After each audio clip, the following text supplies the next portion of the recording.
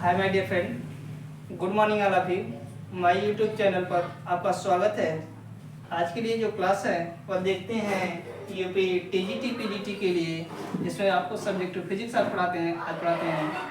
चलिए देखते हैं क्या कहता है। क्वेश्चन नंबर फर्स्ट कह रहा है कि एक धातु के तार से धारा प्रवाहित हो रही है।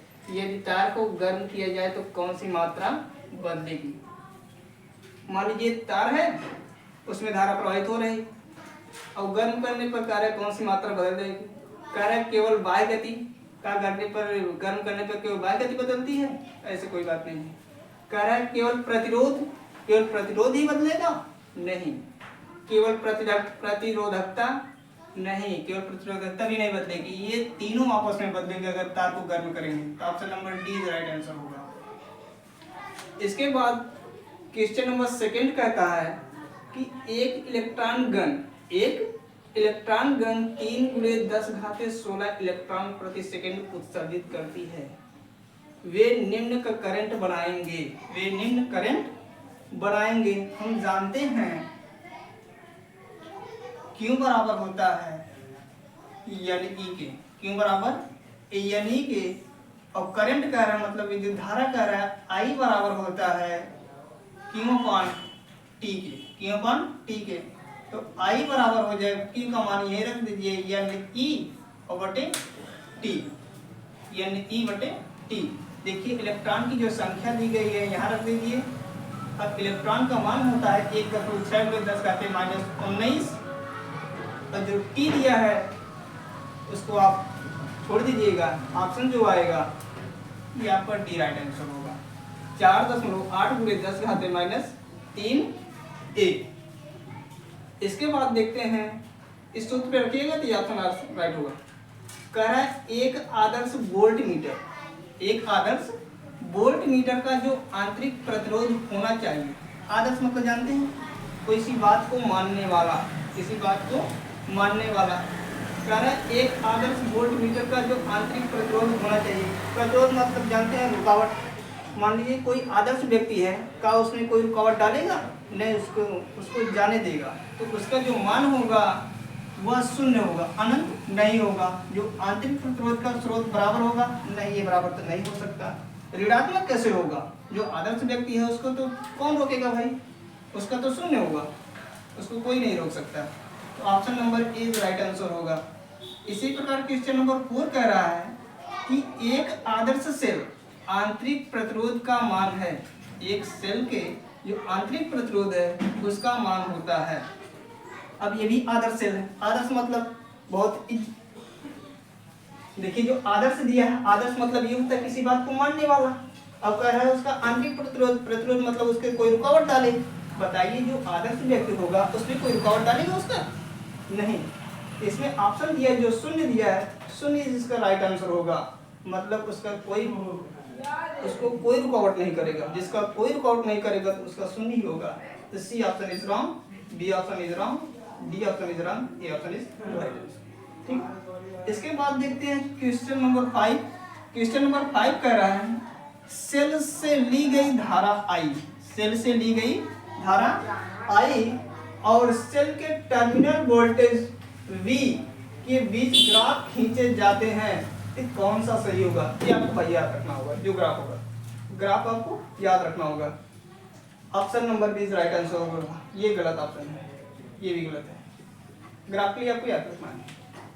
इसी तरह क्वेश्चन नंबर 6 कह रहा है कि जो सेल का आंतरिक प्रतिरोध निर्भर करता है।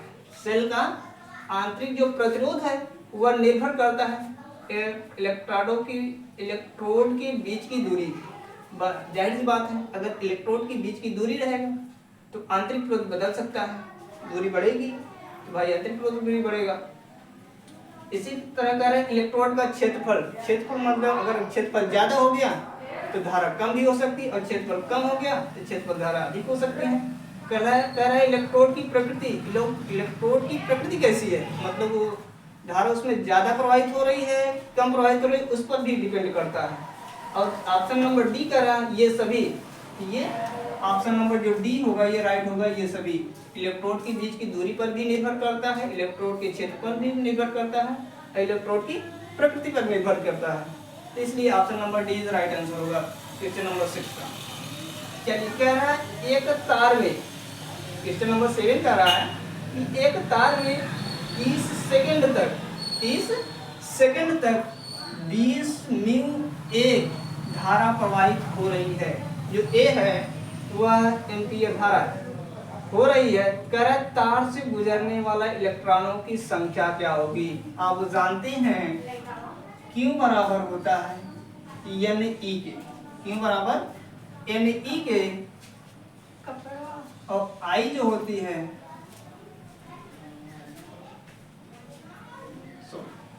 Q बराबर NE की, हमें N का मान चाहिए क्योंकि इलेक्ट्रॉनों की संख्या कहाँ है, और I बराबर होता है Q/T के। जो Q का मान है इसी पे रख दीजिए, तो I बराबर हो जाएगा NE/T। देखिए T को समय दिया है, N का मान नहीं दिया, आपको क्या करना है। T का मान होता है 1.6 गुणे 10⁻⁻19 कूलाम। यहाँ इसका मान रख दीजिएगा इलेक्ट्रॉन की, और धारा दिया, धारा आप रख दीजिएगा, और मी का मान होता है 10⁻⁻6। इसी सूत्र पे इसका मान रख के लगा दीजिएगा, तो ऑप्शन नंबर आपका ए आएगा। Option number A right answer होगा। इसी तरह 8वां कह रहा है कि 10 ओम और 30 ओम के दो प्रतिरोध एक परिपथ में समांतर रूप से जुड़े हैं। देखिए जो प्रतिरोध का समांतर सूत्र होता है 1/R बराबर होता है R1 + R2 बटे R1 × R2 से जुड़े हुए हैं। परिपथ का समतुल्य प्रतिरोध होगा, परिपथ का समतुल्य प्रतिरोध होगा। देखिए जो R1 का मान दिया है 10 ओम, R2 का मान दिया है 30 ओम। देखिए R1 और R2 ये दिया है। जब सॉल्व करेंगे तो option number D right answer होगा। इसी मान के हम इसलिए सॉल्व नहीं कर रहे हैं क्योंकि इसमें प्लेस नहीं है, जगह नहीं है, इसलिए हम सॉल्व करके आपको बताते हैं। चलिए क्वेश्चन नंबर 9 कह रहा है एक खुले परिपथ